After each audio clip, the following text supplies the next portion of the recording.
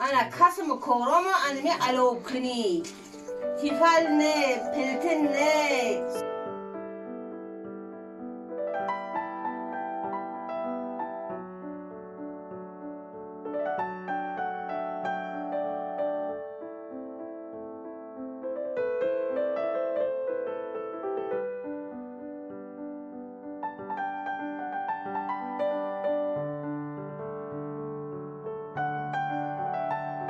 میبرم علو میکنیم افغان میپزیم چای میکنیم آبی پوشاک میمونیم پوشاک رو با آب گرم میشه برق نمیرسه قوه غیر از روشنایی یک تلویزیون میریم دیگه یگو چی نیست نه پلتن نه تیفال نه ماشینکی جومشویی خریدم در خونه سال مخته هم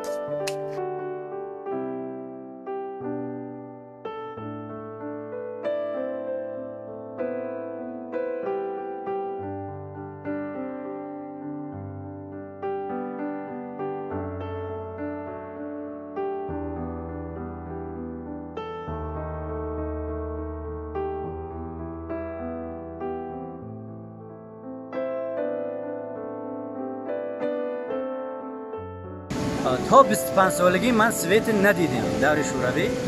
25 سالگی این طرف همین سویت با یاری مردم ساختن برخه همین برخه دیده اومدیم. این خیلی برقی پرنه زمستان و اعصاب آب کم بودنش سویت کم خیره بعضی وقت همین تلویزیون‌ها کار نمیکنه.